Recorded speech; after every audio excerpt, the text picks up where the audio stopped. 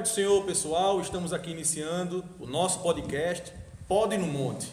Você também está convidado a participar desse podcast aqui no Monte das Oliveiras, onde nós iniciamos o nosso Momento Bereando, não é isso, Rafael? Isso, pode no monte, só não pode rodar no manto. Que fique claro, não pode rodar no manto. Pessoal, é interessante vocês entenderem que a gente começou estudando aqui no Momento Bereano. E o Momento Bereano, nós estudamos a Palavra de Deus, como estamos fazendo agora, não é, Leandro? Sim. Estudando a Palavra de Deus de forma desimpedida. Sabe quando a gente vai na área da sua casa e fala, vamos estudar a Palavra de Deus, sentar e conversar sobre Jesus? É isso que nós vamos fazer agora. E convidamos você para estudar conosco. E quando tiver Momento Bereano, você vem também estudar conosco, que é muito bom, né, Leandro? Com certeza. Vem estudar com a gente, fazer igual. Vem. Vem! E nesse podcast, pessoal, nós estamos trabalhando, nesse podcast, iniciando o nosso primeiro episódio, com o livro, a carta, né, de Paulo a Timóteo, 1 Timóteo, né? A gente sabe que Timóteo tinha um amor, Paulo tinha um amor muito grande a Timóteo, né? Timóteo era um filho espiritual de Paulo. Ele foi muito bem educado pela sua mãe Eunice, sua avó Lloyd, mas mesmo assim, como todo homem, toda pessoa que trabalha para Jesus, sempre Deus levanta pessoas para ser pai na fé, né? Para lhe orientar ministerialmente. Pois bem, e no primeiro versículo, né, a gente sabe que Timóteo morava em Éfeso, né? Paulo estava mundo afora, muitas vezes, na segunda carta, por exemplo, ele estava preso em Roma. Mas Paulo sempre, como todo bom líder, né, se preocupa com os seus liderados. E desde o início da igreja, pessoal, às vezes as pessoas pensam que heresia é uma coisa de hoje, né? Desde os primórdios da igreja, a igreja ela tem sido bombardeada e esbofeteada por heresias. Apesar de falar em heresia, esse termo, eu nem lembro de origem. É latim, é grego o nome? Boa eu não pergunta. lembro. Agora de cabeça eu não lembro, mas eu acho que é termo grego, né? Já que está sendo escrito por Paulo. Deve ser, vai ficar em stand-by essa pergunta. Se alguém souber, depois bota Se no alguém souber, comentário aí. Que a gente vai estudar, né? O que é heresia. Mas a gente fala tanto, né? Mas a gente nem se tocou nesse detalhe de olhar. fala tanto em heresia, mas uma coisa é certa, pessoal. Heresia é um câncer dentro da igreja, né? E que heresia é essa? Às vezes você pensa que Paulo se preocupava com aqueles que não conheciam Jesus no sentido de inimigo. Não. Eram aqueles que estavam do lado de Paulo pregando mentira, desistindo da caminhada ou deturpando o que Paulo dizia. Aí Paulo chega, Paulo, apóstolo de Jesus Cristo. Não é em vão que Paulo faz isso. Paulo fala, apóstolo de Jesus Cristo, para que fique claro a autoridade espiritual de Paulo. Tipo como Paulo dizendo, olha, confie em mim, porque quem me chamou não foi outra pessoa, foi Jesus. E o que eu estou pregando é o verdadeiro evangelho. Era esse o medo de Paulo, o cuidado de Paulo. Pela vontade de Deus. Às vezes parece até uma vanglória, né, Rafael? Não, eu sou chamado pela... É porque era necessário, porque existiam muitas outras pessoas fortes, professores, como Rafael faz, até às vezes fala, pseudo-mestre, né? Com pseudo-doutrinas, falsas doutrinas, querendo abafar Paulo. E Paulo tinha que mostrar para as pessoas que ele tinha autoridade espiritual. E ele falou, segundo a promessa da vida que está em Cristo Jesus. O evangelho simples, mas poderoso. A Timóteo, meu amado filho. Tipo assim, Timóteo, você é meu amado filho, porque Timóteo era leal. Ele sabia, ele tinha apego à chamada. E hoje, pessoal, é uma coisa que a gente tem muita carência. É de pessoas que agarram o chamado e continua. Haja o que houver, né? E assim, graça, misericórdia e paz da parte de Deus Pai e de Jesus Cristo, Senhor nosso. Paulo fala muito da graça, porque ele deixava muito claro que era pela graça que ele conseguia cumprir o ministério. Amém, senhores? Amém, amém. Você quer falar uma coisa, Lão? Não, é só para reforçar a questão do Paulo, apóstolo de Jesus Cristo, né? Porque assim, os outros apóstolos, eles foram chamados diretamente por Jesus em termos físicos. Verdade. E o Paulo não, ele foi chamado a caminho de Damasco. Então você tem aquela visão de Paulo, que Paulo ele acaba convertendo-se, mas foi algo extremamente espiritual. Jesus ele não veio fisicamente e falou com Paulo assim como os outros discípulos. E ele está reafirmando que embora ele não foi comissionado, ele não foi chamado diretamente por Jesus em termos físicos, em termos material, mas mesmo assim ele também é apóstolo de Jesus. Ele faz parte desse seleto grupo de apóstolos. Se Judas traiu Jesus e deixou o lugar vazio, né, em termos do apostolado, Paulo está ocupando esse espaço deixado por Judas. E Paulo também é tão legítimo quanto os outros. E da mesma feita, ele também está legitimando Timóteo enquanto filho na fé dele. Ele é apóstolo, comissionado por Deus, e Timóteo é o filho dele na fé, que está seguindo esse trabalho em Éfeso. Só isso. Sim. E um detalhe também interessante, que eu acabei não falando do início aqui, a carta originalmente ela é escrita em grego, se eu não estou enganado, né? Aí uma vez perguntaram para um professor o motivo do grego, porque era Império Romano, era para ser latim, porque as cartas estavam todas escritas em grego. Aí eu falei, que pergunta interessante, eu nunca parei para pensar nisso, porque a gente realmente é o Império Romano, durante todo o período do Evangelho, praticamente, né, de Cristo, é o Império Romano, então você deduz que o idioma principal é o latim, não o grego.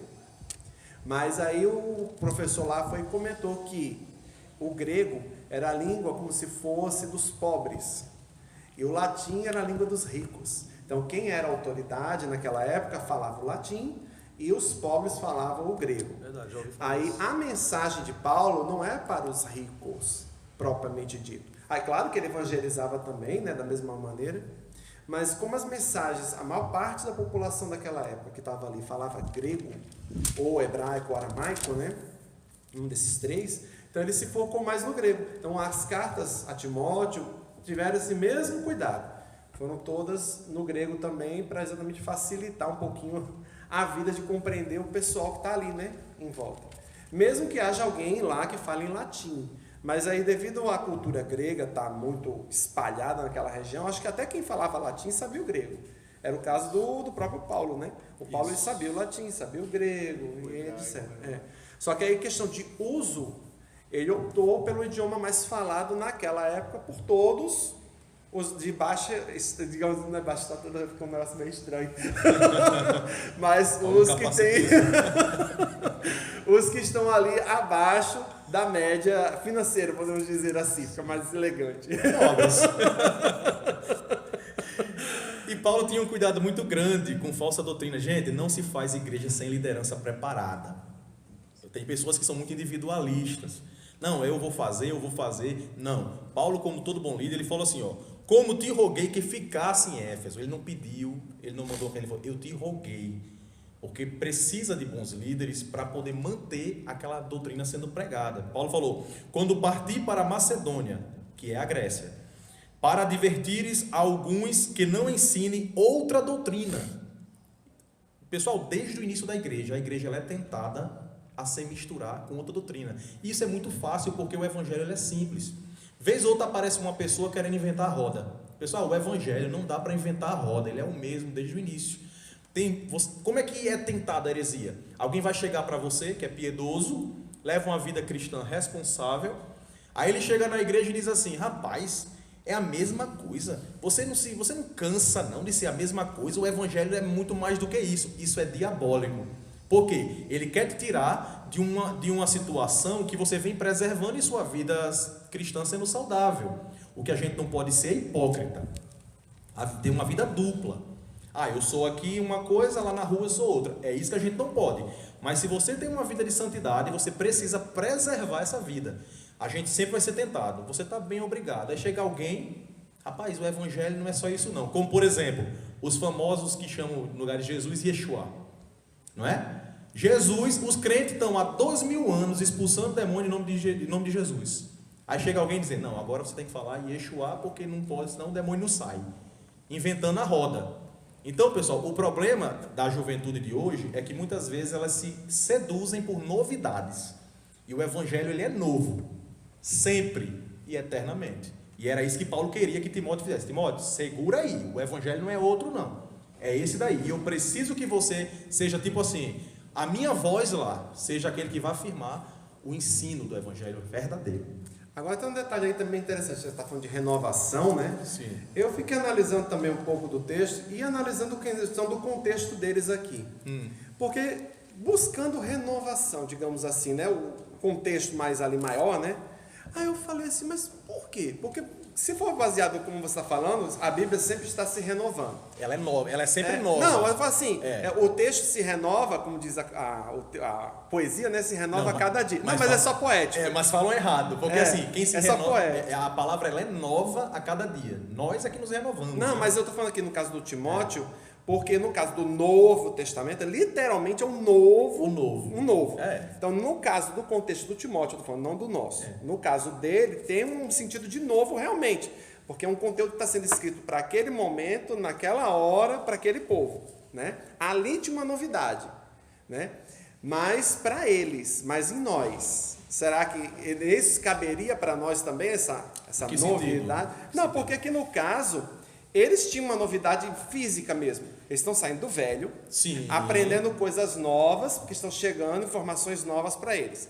Será que isso aqui causou vício para os cristãos, achar que toda vez tem que ter novidade? Porque para o período do Timóteo era compreensível, porque estava lá os apóstolos, Jesus tinha acabado de morrer e ressuscitar, e a novidade tinha que se espalhar. Até aí, ok.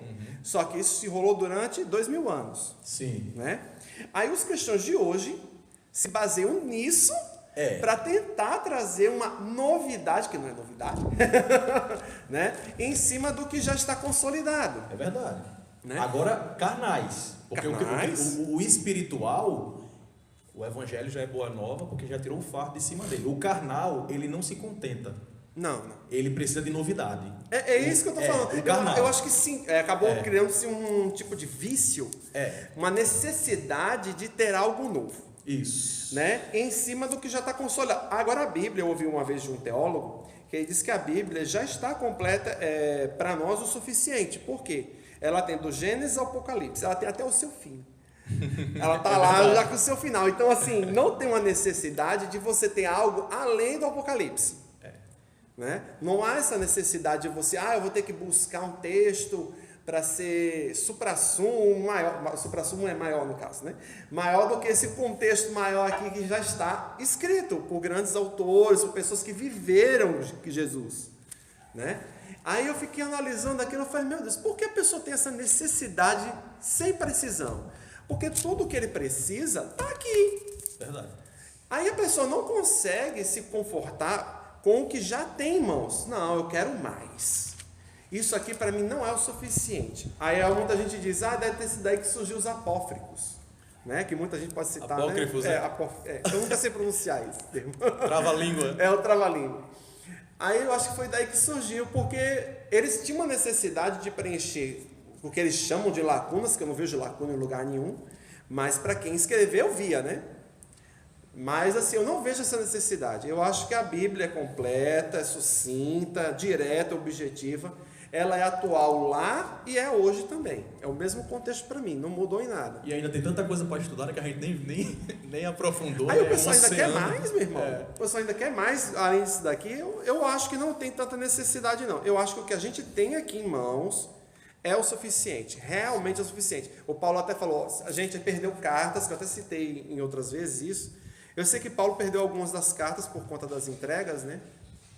Mas se ela não chegou a gente, por que não era para chegar? Eu creio que tudo isso é propósito de Deus. É. Tudo é Deus. O que tinha que chegar à mão da gente. Chegou. O crente vive por fé, gente. Não é por lógica, não. O que tinha que chegar à mão da gente, Deus mandou.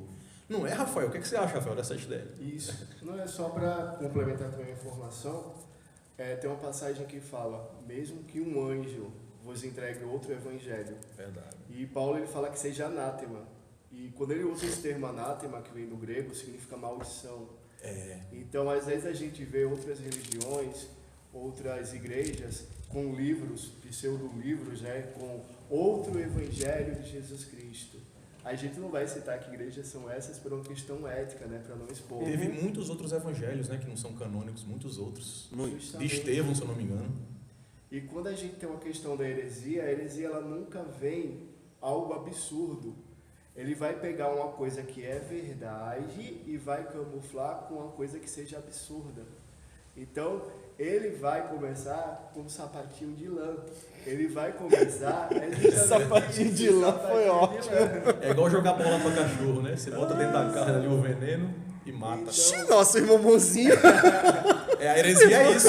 A heresia é isso. Que é isso, Barão do Veneno? O irmão do Veneno. Barão Venenudo. Heresia é Rapaz, quando você quer matar, você traz a aparência de bom, mas dentro tá o que vai matar. Ah, com certeza. É desse jeito. Acho que tá brincando, tá, gente? Não, Não tô mandando ninguém matar seu pet.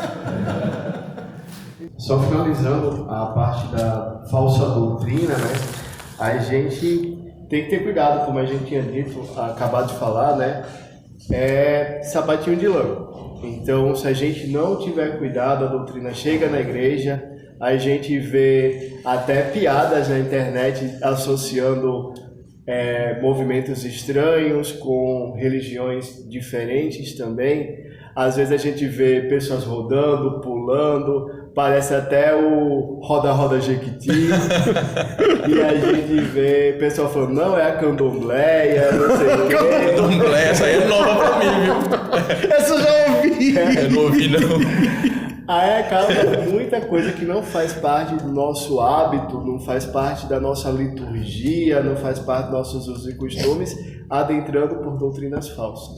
E é justamente isso que a gente deve combater e que o apóstolo Paulo incentiva também o Timóteo, né? Não faz parte da doutrina, do costume, nem do evangelho, nem da Bíblia. De jeito nenhum.